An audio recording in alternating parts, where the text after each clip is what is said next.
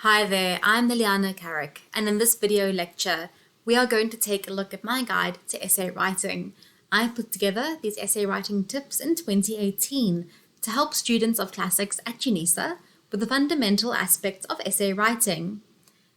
So this is by no means a module-specific guide, so you can really apply this to any of the modules you take through classics.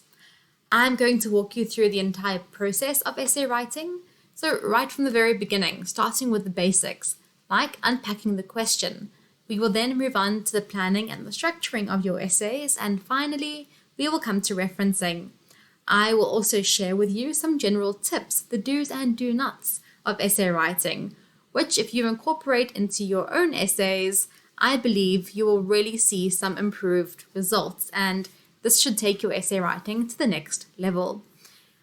Lastly, I would like to touch on the issue of what makes a source reliable or unreliable, focusing specifically on internet or online resources. Now, the internet can be a fantastic tool when used correctly, but when used carelessly can really cause a lot of problems in your essays and generally result in a very poor essay. So, let's get started. Now to begin with, and I know this is going to sound a bit obvious or even silly, but you need to make sure you really understand the question.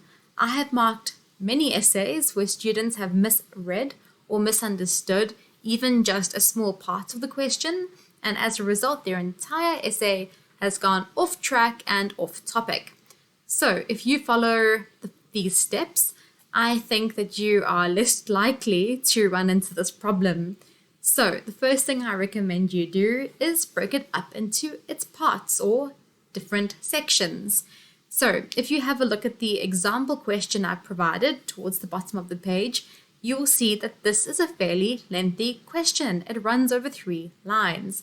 And in fact, it is not just one question, but it consists of 2 questions or 2 parts. So I have broken it up into 2 parts. And the reason for doing this is twofold. Firstly, what you want to do is simplify the question. You want to break it up into more digestible and manageable sections, okay, just to make it easier to understand and grasp. Staring at a question of this length or even longer can be quite overwhelming, and it could lead to a bit of confusion. So doing it this way, you make sure that you understand exactly what is being asked of you. So the other reason for doing this is to make sure you don't leave something out. I have had students write brilliant essays, but they have neglected to write about an aspect that has appeared towards the end of the question or a secondary question, for example. So to avoid doing this, you can separate your essay up like this. Okay. Now, the next thing I recommend you do is to look up words you don't understand. Academics usually like to use big fancy words, and it is likely that you will run into some words you don't understand. So don't just ignore them or try to guess what they mean, but rather find their definition, go online, it won't take long. So again, I've marked many essays where even just misunderstanding one word or mistaking it for a similar word has led students to completely go off topic, and as a result, they have failed their assignments. So don't let this happen to you. The next thing I suggest you do is to highlight or underline key words. Now, what are key words? Key words are the most important nouns and verbs in your essay question. So let's have a look at my example. Here I've underlined the word discuss, a verb, okay? And discuss, what does it mean? It means to talk about. It is an instruction. So you need to make sure you understand the instructions your lecturers are giving you. Other examples could be something like compare and contrast. All right. The other keywords I've highlighted here are myths. So this is what you are discussing. Spartan society, so we're not talking about Athenian society, but specifically Spartan society. And what myths are we talking about? The myths that Spartan society used to legitimate their unique response to societal challenges. So these are the only myths we're talking about. And what societal challenges are we talking about? Well, the ones that occurred during the archaic and early classical ages, not before and not after. So use these key words to really help you focus your essay and not to drift off topic. Okay, now if you still face any uncertainties, you are always free to contact your lecturer who is on standby to help you. All right, that's what they are there for, so don't hesitate to ask. So once you are sure you fully understand the essay question, you want to think carefully about how to answer it. Don't just jump straight in, but take the time to think about it more deeply and to plan it out. You will also want to familiarize yourself with the topic if you are not familiar with it already. So you can go back to your study guide and cover the material there. But you can't rely on your study guide alone to write your essay, as you will need to collect additional information. And the best place to start with this is with the recommended readings and the e-reserves, as these have been thoughtfully put aside for you by your lecturers and will be directly relevant to your module and to your topic. However, I encourage you to conduct your own independent research. Research is one of the most important aspects of your studies and academia in general, so this is a really great skill to acquire. Now, you can use reliable internet sources for this, and we will touch on that again later. But you can also use the library, and by this I mean either the physical library, like the physical books, or via the library website where you have access to many digital resources such as journals and ebooks. Now, when conducting your research, you need to carefully select the information you want to include in your essay, and always ask yourself, is this directly relevant? It's easy to get carried away with your research when you are very enthusiastic or passionate about the topic, and you can easily get off topic. On the other hand, if you are still not sure about what you need to do, you could be collecting the wrong information. So, to make sure the information you are collecting is relevant, you need to decide how you want to answer the question, obviously once you fully understand the question, so that you can identify the main issues and find supporting evidence that you will then use to justify your main points. You can then start to plan your essay and decide how you will build and develop your main argument. For example, what will be your starting point? How will you order your points logically and systematically? Alright, so let's move on to the structure. Alright, so let's talk about planning the structure of your essay and focus on the word planning. I don't want you to just jump right into your essay. I want you to think about it carefully. Now, your essay is going to consist of 4 main parts: the introduction, the body, the conclusion, and the reference list. Now, your introduction is really an overview of your essay. Someone who picks up your essay and just reads the introduction should have a fairly good idea about what the essay is about and what your main arguments will be. So the first thing you want to do in an introduction is to state the problem and how you will go about answering it. Now, by problem, what I mean is the question, the essay question or the essay topic. Okay. The next thing you need to do is give an idea as to the scope of the essay. So what is your main argument and what are the main ideas that you are going to discuss? All right. The last thing I recommend you do is provide some background to the topic. And by background, I mean some information that is going to help to contextualize the essay, all right? So for example, if we go back to the example question I had, some useful background information here would have been to provide some information on the societal challenges. So for example, what were the societal challenges of the archaic and classical ages to Spartan society? It shows your familiarity with the topic and it helps you to give context to the arguments and the ideas you will be presenting throughout the course of your essay. Next, the body. So the body is going to consist of several paragraphs, and it is important to remember that every paragraph or each paragraph will consist of one central idea. Okay, so if you move on to a new idea or a new topic, you need to start a new paragraph. So each paragraph is going to contain a central idea that is contributing to your main argument. And you're also here going to provide some supporting evidence. So this is where your research and your scholarship comes in. Okay, the next thing, or the last thing, is your conclusion. All right, so this is where you sum up your findings and general conclusions.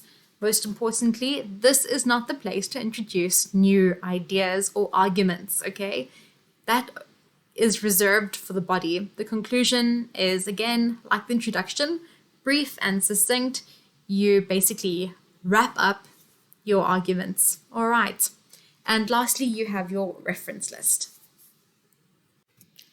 So, referencing, what is it and why should you do it? Referencing is acknowledging your sources. So, where did the information come from? If you read some information that you want to put into your own essay, you need to make sure that someone reading your essay knows that this is not your work. This was not originally your idea, but it came from somewhere else. And with the information that you've provided, they should easily be able to track down that information. All right, neglecting to do so means you could be accused of plagiarism, which is a very serious offense. For example, if you think about the music industry, if a musician steals another musician's work, so let's say their lyrics, this could cause a lot of trouble, and well, they could get into a lot of trouble, and academia is really no different. So taking somebody else's work without acknowledging it and pretending that it is yours is essentially a crime. You are stealing something that does not belong to you. You are stealing somebody's intellectual or creative property. Okay, so to avoid doing this, make sure you reference thoroughly and correctly. So you will be expected to do 2 different types of referencing in your essays. The first is in-text referencing, which belongs in the body of your essay. And this is when you use direct quotes or paraphrase, but more on that just now. The second place where you will be expected to include references is in the bibliography, which comes at the end of your essay in the form of an alphabetized list of works. So alphabetized with regards to the names, or rather surnames, of the authors you have used. Okay, so for classics, you are required to use the Harvard referencing system. And yes, there is more than just one different type of referencing system. Different departments or different disciplines have different preferences. So your tutorial guide or your tutorial letter will probably show you some examples of how to reference various types of sources. But I'm going to take you through a few now. So let's take a look at books. Now, the entries in your bibliography for books are arranged alphabetically according to the author's surname. So it would also make sense that the surname is where you start when writing the entry. So take a look. We have the surname, comma, space, initials, full stop. The date of publication, full stop, space. Title in italics, full stop, space. Place of publication, colon, space, publisher, full stop. Please pay attention to your punctuation and to the spaces. It's very important. So let's have a look at this in action. We have Leski, the author's surname, followed by a comma, a space, P, full stop, N, full stop. These are the initials. Space, 1980, full stop. That was the year of publication. Then we have space, History of Rome, full stop. This is the title in italics. Space, Oxford, the place of publication. Colon, space, Clarendon Press, full stop. All right, and you can take a look at the other example on your own. The next type of reference you're expected to include is the in-text reference. And this consists of the surname of the author, the year of publication, and the page numbers. All right. So basically the page numbers is where you found the quote, on what page. Okay, so let's have a look. So you can write it out like this. According to Lesky, open brackets, 1980, colon, space 57, close bracket. And then you begin your direct quote with inverted commas. The history of Rome is very interesting. All right, or if you can include the author's surname in the brackets if you don't want to include it in your sentence. So you could say, the history of Rome is very interesting, and then have the brackets with all three bits of information instead.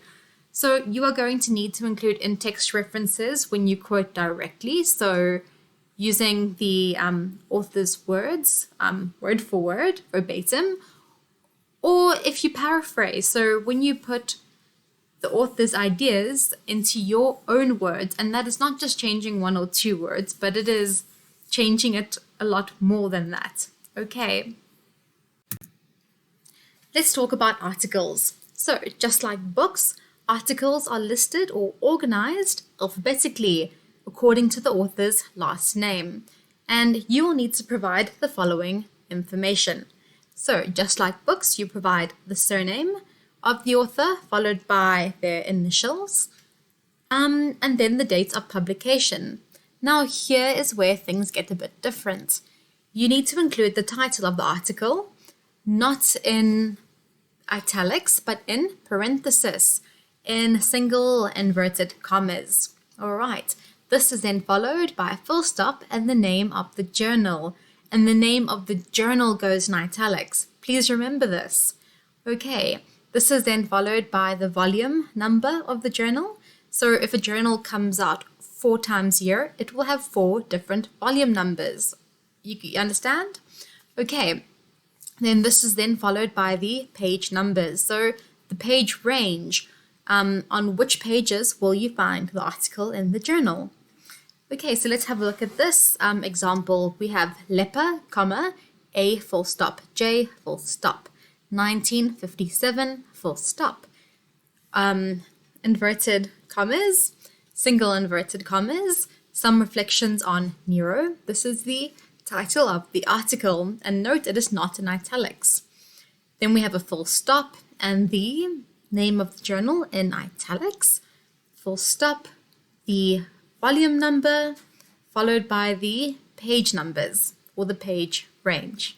Okay, and again, just like books, you need to include an in-text reference, and it is exactly the same as you would do it for books. So you have the author, the year, and the page number from the page on which you will find the quote. Now we have websites. So material from the internet is often unreliable, and for this reason, you really shouldn't rely on it too heavily. So if you are going to use websites or material from the internet from reliable websites, you will add your reference in a separate section from the rest of the bibliography. Okay, so all websites or web entries will be given a number in the order of which they appear in your essay.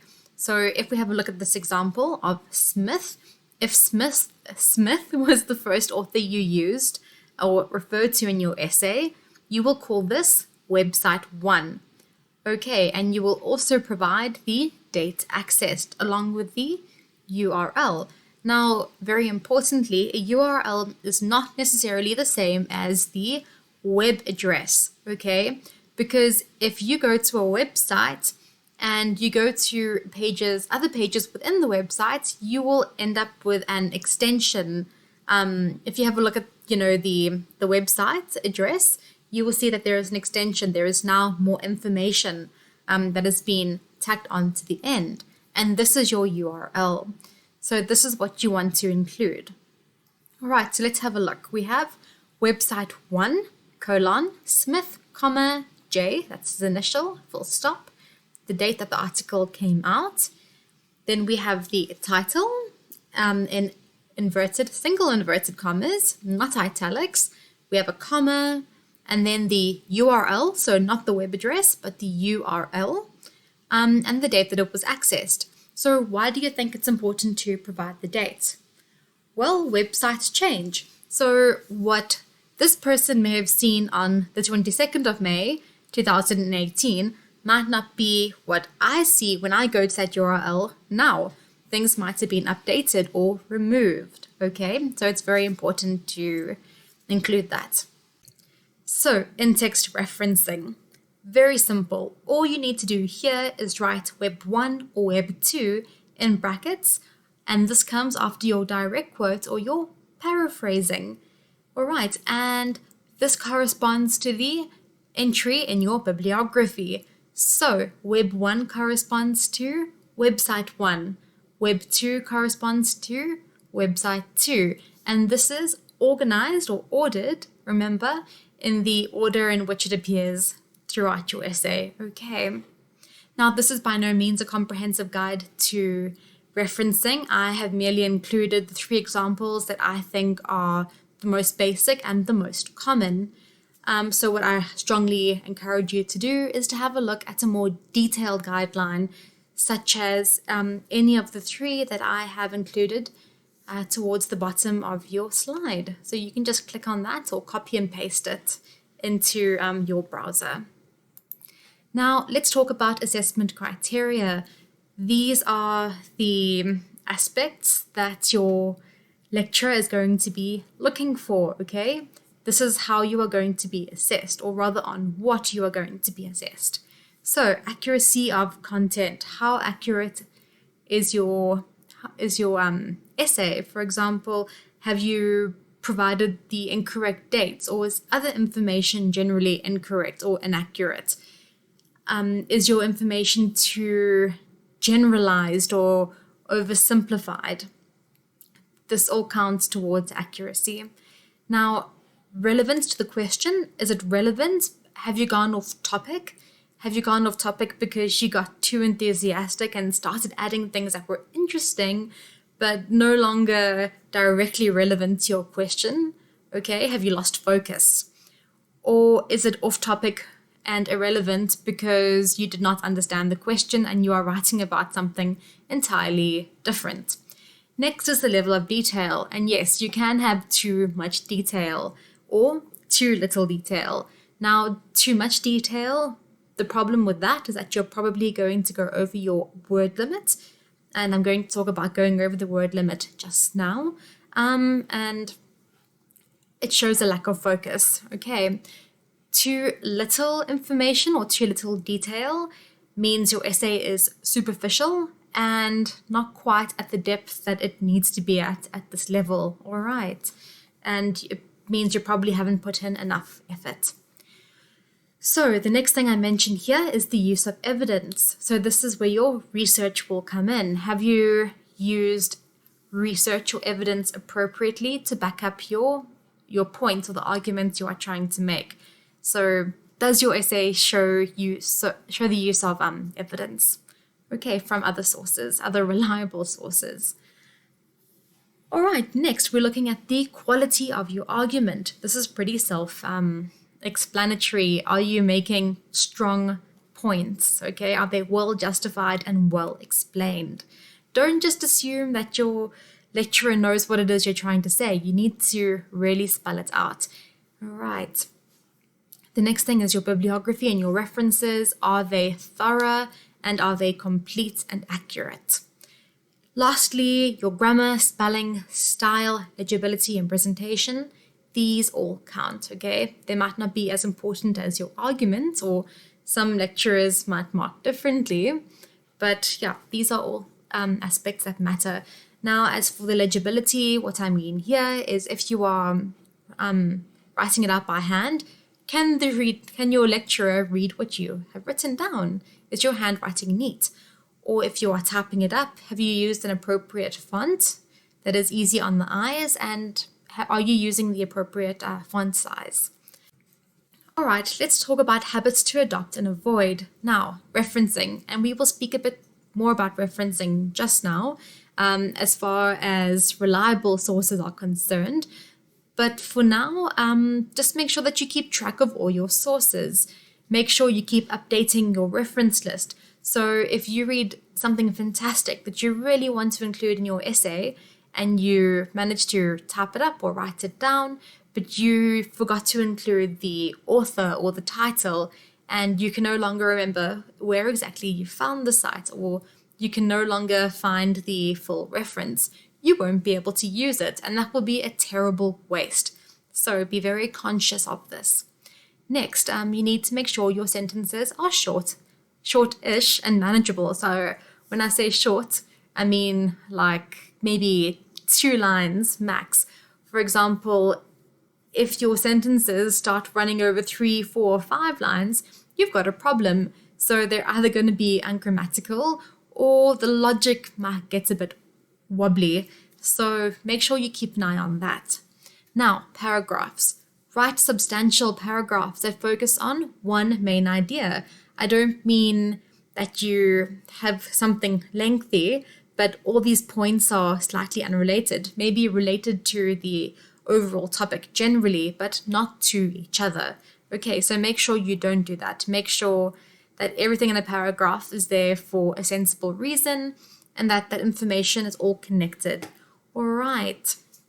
So I also suggest that you stay on track, or make sure that you stay on track by checking after every paragraph whether it still relates to the question or whether you are going off topic. I also recommend that you read your essays aloud. This will help you to improve your writing style and to pick up any errors or even just typos more easily. Okay, it sometimes helps hearing something rather than reading something. Okay, it's easier to pick up errors that way. I think we pay more attention when we are reading out loud. Okay, so bullets. If you are going to use bullets, you need to have a very good reason as to why you're using bullets. And this usually comes down to lists. So if for whatever reason you might need to include a list in your essay, then bullets are a good way to do this. So bullets are not for anything else. For example, writing full sentences. Don't do that. The next thing, actually the last thing I recommend you do, is to stick to the word limit. And there are a few reasons why I say this. So yes, you may be very enthusiastic about your topic, but there are many reasons why you should stick to the word count. First of all, it shows that you can follow instructions. Your lecturer gave you a word limit for a reason. Stick to it. It also demonstrates your ability to stay focused and to write succinctly or to the point. All right, let's talk about your checklist. Now, this list is mostly concerned with presentation and editing, but it can go a very long way to forming a good or a bad impression. All right, so the first thing to check is, have you included a word count? Does your lecturer know how long your essay is? This is something very easy to do. Word tells you how long your essay is, okay? There is a word count at the bottom of the document that you are working on. Now, have you provided accurate in-text referencing and a bibliography? Harvard style. Is there a corresponding entry on your bibliography for each in-text reference and vice versa? So when I say is it accurate, for example, are the dates correct? Have you spelled the author's surname correct? Are the full stops and commas and colons where they need to be? Are there spaces where there should be spaces? So all of these things matter, and your lecturer will be looking out for them. All right, so if you have used illustrations or images, are they directly relevant, and have you numbered them appropriately? So figure 1, figure 2, etc. All right, so if you do use illustrations, make sure that they are directly relevant to your work. For example, if you can make an argument without using the image, then don't include it. It means it's not necessary. All right. Now, have you used the correct font size, which is 12, and the correct line spacing, 1.5? And are your paragraphs justified? That means, are the edges of the paragraph straight? And are your headings centered? We'll have a look at that in a minute though. And have you inserted page numbers? If you are unsure about how to do any of this, YouTube is a fantastic resource, and there are many YouTubers out there tutorials on this sort of thing. Now, have you used spell check? So if you see lots of lines underneath your sentences and your paragraphs, there's a problem, all right? Go and check them out. They're not just there for decoration. So, how to justify your paragraph? I have some screenshots here which show you exactly how to do that. You need to make sure that the texts are aligned to the left and to the right. Doesn't it look much neater? Okay. Now, let's talk about reliable internet sources. How do you tell if an internet source is reliable or unreliable? Well, a good indication of an unreliable source is that it does not have an author. If a piece of information you're reading does not have an author, well, then perhaps alarm bells should be ringing, and it should be an indication that there is something a bit dodgy here. However, if this piece of writing is affiliated to a reputable organization, such as UNESCO, or a notable academic institution, then it's probably safe to use. The issue, however, with some organizations or even academic institutions is that these are not necessarily academic articles, which means they might lack the kind of depth that your essay is going to require. Okay. Now, what sites are not reliable? Blogs. Please avoid blogs at all costs. They are off limits. They are not academic enough for your purposes. Blogs are created by public individuals, which means they might lack the necessary qualifications required to be creating this kind of content. Okay, they are not necessarily professionals. Blogs might be fantastic for the public, for people that are just generally interested in a topic and want to read up on it, but they are not appropriate for you. Right, and Wikipedia is exactly the same. Unlike blogs, Wikipedia might not always be factually incorrect, but the material is oversimplified generally, and, well, generalized. So there are better websites and better resources for you to be using than blogs and Wikipedia. Okay, now let's have a look at some sources from the internet that actually are reliable. Now, Britannica really isn't too bad, but again, it's probably going to lack that kind of depth that you will need. And Theoi as well is something that I actually suggest you have a look at sometime. It's actually quite a useful site to look at. But again, it might not have too much depth. Better yet, I recommend you use the Oxford Classical Dictionary online. In fact, I encourage you to use this. This is a brilliant resource, and it is free, so why not? As UNISA students, you have access to this brilliant resource through UNISA's library page. So let's have a look at how you access this. First of all, you need to go to UNISA's library page and search the catalogue for the Oxford Classical Dictionary. So one of the items that will pop up in the search results is the online resource. And the one you need to click is View Full Text ebook. And you will be directed to another site. And it will look something like this, Oxford Reference. All right, and there you can see the cover page or the cover of the Oxford Classical Dictionary, the 4th edition. And let's have a look at what it looks like. So you will first be asked to sign in via your institution, so UNISA, and you do that with your usual UNISA credentials. Okay. Now that once there, you will be able to, or once signed in, you'll be able to search for something relevant to you. For example, if you are doing a mythology essay on Heracles, or as the Romans would say, Hercules, you can search for that. And let's see what will come up.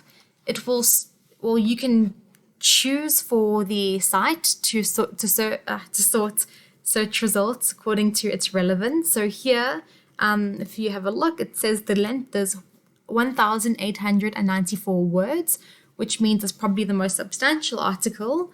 on Hercules, and it's the one where his name probably appears the most. So yeah, you might want to choose to sort your searches, your hits, through via relevance. Okay. Right, and it will look something like this. Okay, so this is what will come up, and you can use this in your essays and you can reference it. So yeah, really enjoy this fantastic resource.